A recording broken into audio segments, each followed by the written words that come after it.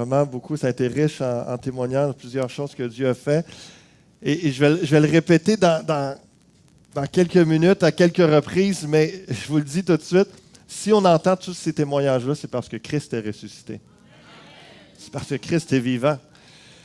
Et le court partage que je voulais vous partager quelques minutes, puis on va conclure ensemble en quelques minutes ensemble dans un temps de prière. Et je demandais au pianiste de simplement venir jouer quelques minutes parce que je vais vous lire Ésaïe 53. On n'était pas tous ensemble au Vendredi Saint. Puis là, avant de vous parler de Pâques, la résurrection, je me suis dit, on va se mettre dans le bain de Vendredi Saint. Parce qu'avant la résurrection, il y a eu la mort.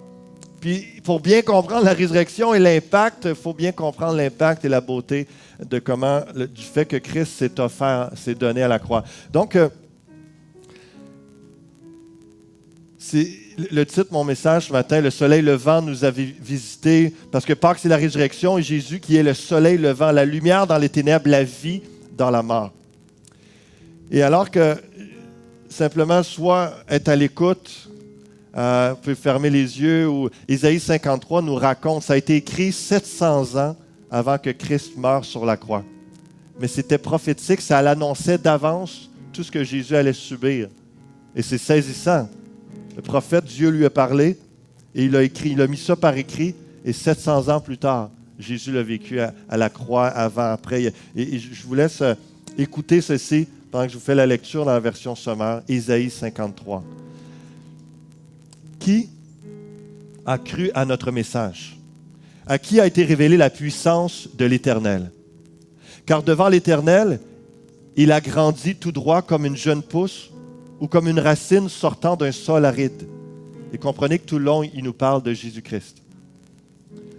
Il n'avait ni prestance, ni beauté pour retenir notre attention, ni rien dans son aspect qui pût nous attirer. Il était méprisé, abandonné des hommes, un homme de douleur, habitué à la souffrance. Oui, il était semblable à ceux devant lesquels on détourne les yeux. Il était méprisé et nous n'avons fait aucun cas de sa valeur. Pourtant, en vérité, c'est de nos maladies qu'il s'est chargé. Et ce sont nos souffrances qu'il a prises sur lui. Alors que nous pensions que Dieu l'avait puni, frappé et humilié. Mais c'est pour nos péchés qu'il a été percé. C'est pour nos fautes qu'il a été brisé. Le châtiment qui nous donne la paix est retombé sur lui. Et c'est par ses blessures que nous sommes guéris. Nous étions tous errants. Pareils à des brebis, chacun de nous allait par son propre chemin. L'Éternel a fait retomber sur lui les fautes de nous tous. On l'a frappé, il s'est humilié. Il n'a pas dit un mot. Semblable à un agneau mené à l'abattoir, tout comme la brebis muette devant ceux qui l'attendent, il n'a pas dit un mot. Il a été arraché à la vie par la contrainte suite à un jugement. Et qui, parmi les gens de sa génération, s'est soucié de son sort lorsqu'on l'a retranché du pays des vivants? Il a été frappé à mort à cause des péchés que mon peuple a commis. On a mis son tombeau parmi les criminels et son sépulcre parmi les riches, alors qu'il n'avait pas commis d'acte de violence et que jamais ses lèvres n'avaient prononcé de mensonge. Mais il a plu à Dieu de le briser par la souffrance. Bien que toi, Dieu, tu aies livré sa vie en sacrifice de réparation, il verra une descendance. Ça nous parle de sa résurrection. Il vivra de longs jours et il accomplira avec succès ce que désire l'Éternel. Car après avoir tant souffert, il verra la lumière et il sera comblé. Et parce que beaucoup de gens le connaîtront, mon serviteur, le juste, les déclarera justes et se chargera de leurs fautes. Voilà pourquoi je lui donnerai une part avec ces gens nombreux. Il partagera le butin avec la multitude, car il s'est dépouillé lui-même jusqu'à la mort. Il s'est laissé compter parmi les malfaiteurs, car il a pris sur lui les fautes d'un grand nombre. Et il est intervenu en faveur des coupables. Fin d'Ésaïe 53. J'aimerais juste qu'on rende grâce au Seigneur en prière avant de continuer. Seigneur Jésus, merci d'avoir été cet agneau de Dieu parfait, sans péché, qui s'est donné pour nous, celui qui ôte le péché du monde. Tu as par le fait que tu as subi notre punition, notre châtiment, nous pouvons être bénis, être sauvés, être pardonnés. Merci Seigneur Jésus de ce que tu as accompli à la croix. Ça avait été prophétisé il y a 2700 ans. Ça a été accompli il y a plus de 2000 ans. Seigneur, c'est tellement glorieux et on en profite encore aujourd'hui. Merci Jésus. Et merci que tu es entré dans la vie pour la communiquer à chacun d'entre nous qui croyons en toi, Seigneur. Et alors que je vais parler encore quelques minutes, Seigneur, je demande que la vie de ton Saint-Esprit vienne jaillir, se déverser, comme on l'a entendu par Mademoiselle, Seigneur, que des fleuves d'eau vive coulent, des torrents de vie coulent en nous. Seigneur, on a besoin de toi. Et viens amener la vie en ceux qui sont dans l'abattement. Viens apporter l'espoir, le courage dans ceux qui en ont besoin. Et viens briser toute peur, comme tu l'as fait dans notre salle. Alléluia. Toute gloire te revient. Amen. Amen. Merci Maxime. Merci. Dans Luc chapitre 1, juste 2 passages que je veux vous lire et vous parler d'une femme en particulier. Luc chapitre 1, verset 78 nous dit « Grâce aux entrailles de la miséricorde de notre Dieu, en vertu de laquelle le soleil levant nous a visités d'en haut. » Ça a été prophétisé sur l'expression « soleil levant » en rapport avec Jésus. Le soleil levant nous a visités d'en haut. Pourquoi? Pour éclairer ceux qui sont assis dans les ténèbres et dans l'ombre de la mort, pour diriger nos pas dans le chemin de la paix. Et je veux vous dire ce matin que si votre âme est dans la mort, si votre âme est dans les ténèbres, Jésus vient vous sortir de là. Jésus vient vous amener la vie, la lumière. Il vient faire une œuvre de résurrection dans votre âme. Il est le soleil levant qui veut vous visiter. Et ça, c'est bon tout le temps. La lumière est là, la vie du Saint-Esprit. Le 3e jour après le vendredi saint, Jésus est ressuscité. Amen. Gloire à Dieu. Et c'est pour ça qu'il est appelé le soleil levant. Il est ressuscité, sinon il ne pourrait pas donner la vie, il ne pourrait pas éclairer s'il n'était pas ressuscité. Et le fait qu'il est ressuscité fait en sorte qu'il y a un jeune homme que c'était sa fête vendredi, puis je lui souhaite bonne fête par Facebook, je lui souhaite que le Seigneur le comble de joie, et puis il me dit, heureusement, ce n'est pas juste à mon jour de fête, depuis que j'ai découvert Jésus-Christ il y a quelques semaines, à chaque jour, je suis dans la joie. Et ça, c'est parce que Christ est vivant. Que quelqu'un me témoigne ça et heureusement, que la vie est là, la joie est en lui parce que Jésus est vivant. C'est vraiment puissant et c'est pour ça qu'on reçoit Mademoiselle qu'elle vient chanter à l'Église Fusion, c'est parce que Jésus est ressuscité. Parce que sinon, ça n'aurait juste pas rapport. Ça n'aurait pas de lien, elle ne serait pas là ce matin ici. Et c'est parce que Christ est ressuscité que je suis en train de vous prêcher ce matin, qu'on est tous réunis à Pâques et que partout dans le monde, il y a des millions et des millions de chrétiens en ce moment, dans différents fuseaux horaires, mais qui sont en train, aujourd'hui, de se préparer ou en train de louer Jésus, d'entendre une prédication sur la résurrection de Jésus-Christ, parce qu'il est vraiment ressuscité. Il est vivant, il a impacté, transformé des millions de vies au travers des siècles et au travers du monde.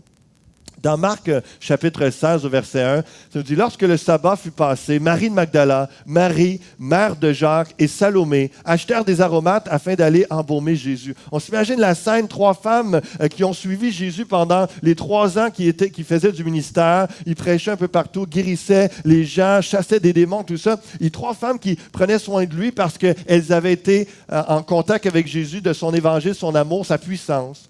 Leur vie avait été transformée.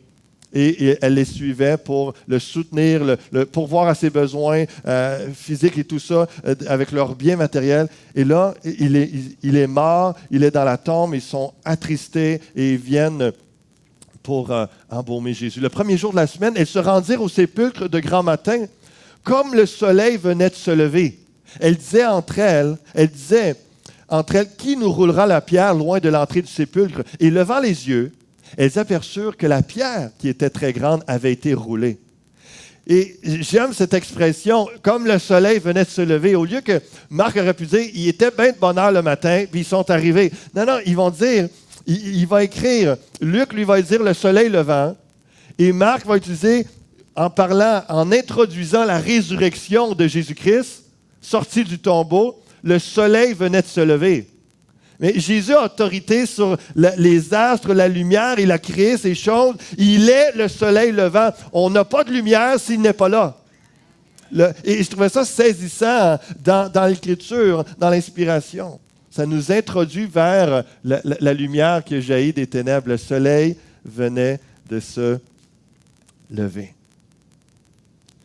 Jésus est la vie. C'est lui qui fait que le soleil se lève par son autorité, comme il veut être le soleil de votre âme.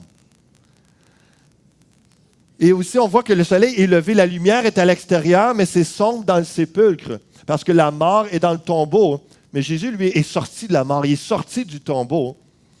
Le cœur des femmes est triste et leur attente, c'est d'aller vers la mort, c'est d'aller vers le tombeau parce qu'ils n'ont pas encore saisi et compris qu'il allait ressusciter. Ils ne l'ont pas encore rencontré. Leur âme est dans la mort, leur attente se trouve dans le sépulcre. La tombe et leur inquiétude, c'est qui va nous rouler la pierre? Qui va nous rouler la pierre? J'ai eu le privilège d'aller en Israël en 2006 et à Jérusalem, d'aller visiter le tombeau vide de Jésus-Christ. Et dans un jardin où les tombeaux des riches étaient creusés dans le roc comme ça. Et vous comprenez, à la grosseur de la pierre, les trois femmes pouvaient se dire, là, on ne sera pas capable à trois, même si on sue et qu'on force de toutes nos forces, on ne sera pas capable de rouler la pierre. Toutes sortes d'inquiétudes en allant vers la mort, en allant vers le tombeau. Et finalement, ils se rendent compte que la pierre était déjà roulée parce que Christ était déjà sorti. Et la puissance de Dieu le fait sortir du tombeau. La mort n'a pas pu le retenir. Et il y a quelque chose de beau.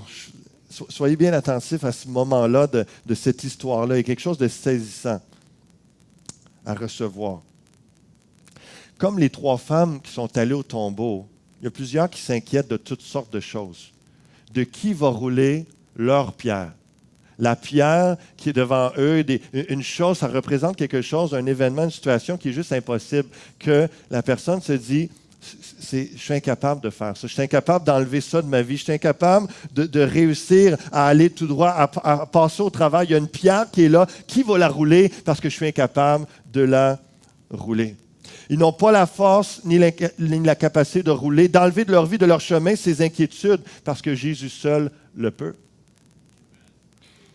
Je ne sais pas si vous avez des pierres devant vous qui ont besoin d'être roulées, mais Jésus veut rouler la pierre. Jésus va enlever les obstacles entre vous et lui. Il y a des gens qui sont inquiets de leur santé, eux autres, leurs inquiétudes. Qui va rouler la pierre? Il y a bien des gens qui sont inquiets de leur santé, qui sont inquiets de leur vie après la mort. Qu'est-ce qui va arriver si je meurs? Est-ce que je vais au ciel? Est-ce que je suis sauvé? Est-ce que je vais rencontrer Dieu? Ou est-ce que je vais être éloigné de Dieu pour l'éternité? Inquiets de leurs enfants, inquiets de leur situation financière, inquiets de leur mariage, et souvent inquiets parce que ça ne va pas bien dans le mariage, parce que ça ne va pas bien dans les finances, et puis là, ça crée des chicanes. Dans bien des cas, comme pour ces femmes, seul Jésus peut rouler la pierre, et c'est ce que Jésus a fait dans la vie de Mademoiselle, c'est ce qu'il a fait dans ma vie lorsque j'étais plus jeune, et Jésus veut le faire encore dans notre vie. Levant les yeux, c'est ça la beauté de l'histoire, c'est que la pierre était déjà roulée finalement. Souvent, on s'inquiète pour des choses qui ne sont pas arrivées encore, où on n'est pas devant le fait accompli. Et là, la beauté de l'Évangile et la beauté de cette histoire-là, c'est que lorsqu'on découvre Christ, la bonne nouvelle, c'est que lui a déjà accompli ce que nous, on n'est pas capable de faire, c'est d'enlever la pierre de notre vie, d'enlever l'obstacle qui fait en sorte qu'on pourrait être en relation, en communion, vraiment proche de Dieu. Mais Jésus a déjà accompli ça. Il a déjà roulé la pierre. Et c'est à nous de le reconnaître, c'est à nous d'accepter que Christ est mort à notre place, que Christ est ressuscité. Il a la vie, il a la puissance, il a la capacité de nous faire avancer, de nous faire entrer dans la vie éternelle. Est-ce qu'il y a quelques-uns qui entendent ce matin? La pierre, c'est aussi ce qui t'empêche de sortir de ta propre tombe et d'être en relation avec la vie, avec Jésus-Christ. Ça peut être nos péchés, les erreurs de nos vies. Et Jésus, encore une fois, est là et il a déjà accompli. Il a roulé la pierre. Il a roulé la pierre. Verset 9, Jésus étant ressuscité le matin du premier jour de la semaine, apparut d'abord à Marie de Magdala. Je ne sais pas si vous connaissez cette femme, je vais vous en parler quelques instants. La Bible ne nous en parle pas beaucoup, mais il y a quelque chose de saisissant, encore une fois, à entendre et à recevoir, de laquelle il avait chassé 7 démons. Elle alla emporter la nouvelle à ceux qui avaient été avec lui, qui s'affligeaient et pleuraient. Pourquoi Marc, qui a écrit cet évangile-là, prend le temps de nous raconter ce que les autres évangélistes ne racontent pas? Tantôt, il a nommé les 3 femmes, et là, tout d'un coup, il parle juste de Marie de Magdala, que Jésus s'est révélé à elle après sa résurrection. Et puis, il lui dit, va porter la nouvelle que je suis ressuscité. Et Marie de Magdala, elle a été délivrée quelque temps auparavant de 7 démons. Et elle l'a suivi depuis ce temps-là, chaque jour de sa vie. C'est une femme qui était dévouée. Et le chiffre 7, évidemment, représente la totalité, l'idée de quelque chose qui est complet. Et associé à démons, 7 démons, indique qu'elle était dans le pire état de corruption, de cœur mauvais, de péché qui pouvait exister. Et je ne sais pas, ça vous fait quoi de penser que la première personne à qui Jésus s'est révélé après sa résurrection, c'est la pire des femmes qui pouvait exister sur terre, qui l'avait délivré et qui le suivait. On n'en sait pas plus sur l'histoire de cette femme-là, mais ce qu'on sait, c'est que si Jésus s'est révélé à Marie de Magdala, il veut se révéler à chacun d'entre vous. Il n'y a pas personne ici qui est pire que son état à elle. On est tous pécheurs, on est tous fautifs à bien des égards. Je ne sais pas, c'est juste pour vous dégourdir un petit peu. Dites avec moi, je ne suis pas pire que Marie de Magdala. Mais j'ai besoin de Jésus. Parce qu'on est pécheurs, on a besoin de cette grâce, de ce pardon-là. Et je vais juste vous dire pourquoi je vous dis ça ce matin, c'est parce qu'il y en a plusieurs qui se disqualifient avant même d'entendre le message, avant même de donner l'occasion à Jésus de s'approcher puis de dire « Hey, j'ai déjà roulé la pierre. » Peu importe qui tu es, ce que tu as fait, il y a une grâce, il y a un pardon, il y a une miséricorde pour toi. Jésus l'a accompli pour Marie de Magdala, délivré 7 démons, et elle l'a suivi, et c'est un disciple, un enfant de Dieu, et il peut le faire avec vous aujourd'hui. Il y a une grâce, il y a une miséricorde. Dans ce lieu, ici même, Dieu a sauvé des anciens criminels, des anciens alcooliques, des anciens drogués, colériques, des orgueilleux. Hein, les orgueilleux, c'est ceux qui disent « moi, je ne suis pas tous ceux que tu viens de nommer. » Puis moi, je suis mieux que tous ceux-là. Puis je suis correct. Puis moi, je suis un gars correct, dans le fond, tu sais. J'avais fait de prison, puis tu sais, j'ai pas vraiment besoin du message que tu me parles. Des menteurs, des suicidaires, des riches, des pauvres, des gens de toutes sortes. Que Jésus a mis sa vie de résurrection, que Jésus a pardonné, que Jésus a purifié, a transformé, comme Marie de Magdala, et qui le suivent aujourd'hui. Et qui a donné une nouvelle identité, une nouvelle destinée, pour les faire entrer dans l'éternité. Et je termine avec ce passage. Luc, chapitre 24. Donc, la dernière portion du livre de l'Évangile de Luc, verset 44, il leur dit, donc Jésus est ressuscité, il se montre maintenant à plusieurs disciples, les apôtres et des disciples. Et c'est là ce que je vous avais dit, ce que je vous disais lorsque j'étais encore avec vous, qu'il fallait que s'accomplisse tout ce qui est écrit de moi dans la loi de Moïse, dans les prophètes et dans les psaumes. Alors il leur ouvrit l'esprit, afin qu'ils comprennent les Écritures, et il leur dit, « Ainsi il est écrit que le Christ souffrirait et qu'il ressusciterait des morts le 3e jour. » On a tous besoin de se faire ouvrir l'intelligence, notre compréhension, l'esprit, pour saisir la Bible, saisir le message que je suis en train de vous partager, saisir ce que vous allez lire cette semaine dans la Bible. Et vraiment, le Saint-Esprit vient nous éclairer, nous faire réaliser combien Dieu nous aime, combien Dieu est vivant. Et la belle expérience que mademoiselle parlait, comment est-ce que c'est dur de le décrire dans des mots, mais tout d'un coup, il y a des fleuves d'amour qui nous envahissent. On sait que Dieu existe, on sait que Dieu nous aime, que Dieu nous a pardonné. Cette révélation-là, c'est le moment où il y a une ouverture de notre cœur. Et ça, Jésus le fait pour les disciples. Il veut le faire avec vous également. On a besoin d'une révélation. Et il prend la Bible pour expliquer et pour rappeler aux gens tout ce qu'il avait été dit à propos de lui, comment il a accompli sa mort et sa résurrection. Et et que la repentance et le pardon des péchés seraient prêchés en son nom à toutes les nations, à commencer par Jérusalem. Vous êtes témoins de ces choses, et voici, j'enverrai sur vous ce que mon Père a promis, mais vous, restez dans la ville jusqu'à ce que vous soyez revêtus de la puissance d'en haut. Je vais réinviter le pianiste, je veux prier avec vous dans quelques instants, on va clore avec ça, mais ces deux mots-là que j'ai mis en gras que je vais vous laisser, repentance et pardon. Moi, ça me saisit de dire que la Bible, ça fait longtemps que ça a été écrit. Hein? Puis je suis encore en train d'accomplir ce qui est écrit là. Jésus est mort et ressuscité. Hein, si on prend juste la fin du passage, il est écrit que le Christ souffrirait, qu'il ressusciterait des morts le troisième jour, et que la repentance et le pardon des péchés seraient prêchés en son nom à toutes les nations, jusqu'au Canada, jusqu'au Québec, jusqu'à Granby, jusqu'à l'Église Fusion. L'Évangile est prêché. La repentance et le pardon, je vais vous expliquer.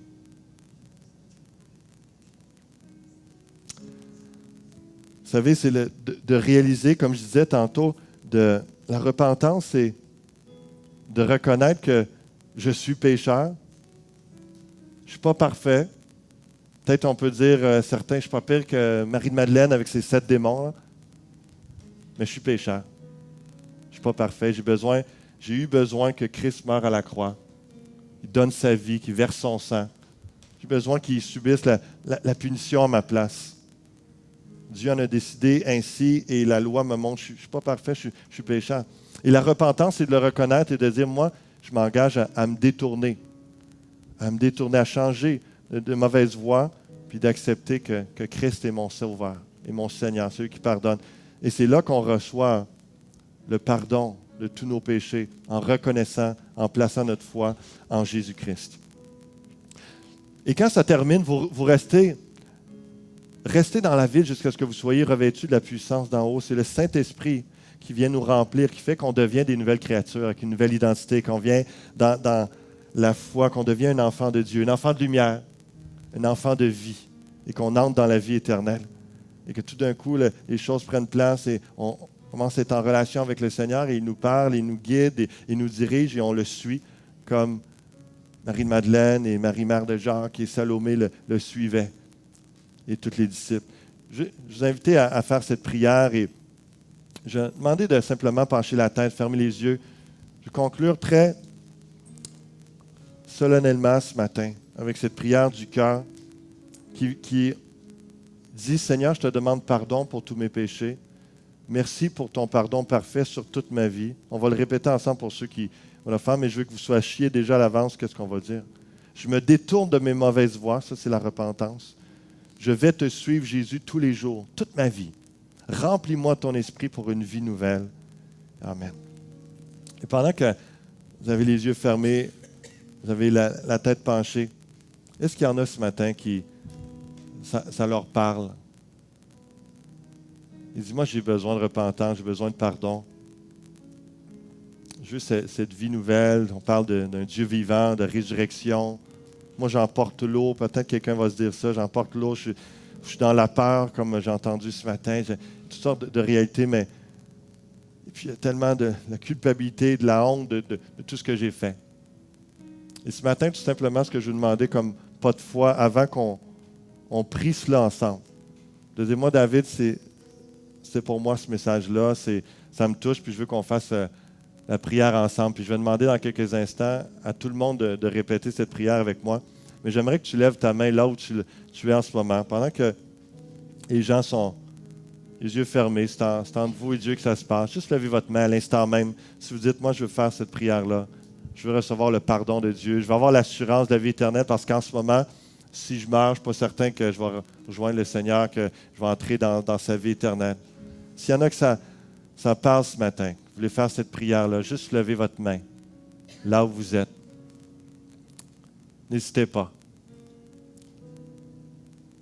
Vous avez compris. Est-ce qu'il y en a ce matin qui veulent prendre cette décision de suivre Christ à tous les jours de leur vie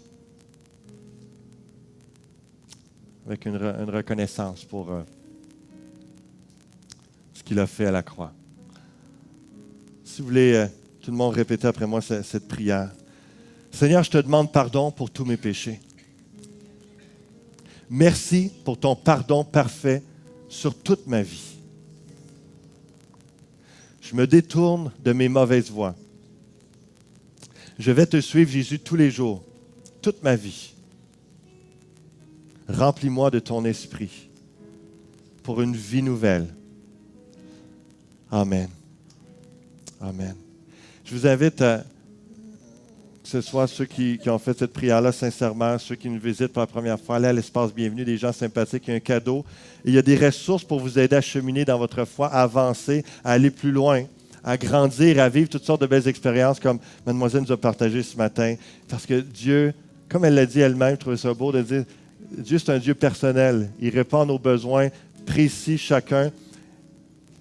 On a toutes sortes de questionnements, on a besoin d'avancer. Je vous invite à aller à l'espace bienvenue. Que Dieu vous bénisse abondamment. Encore une fois, merci, mademoiselle, d'avoir été avec nous.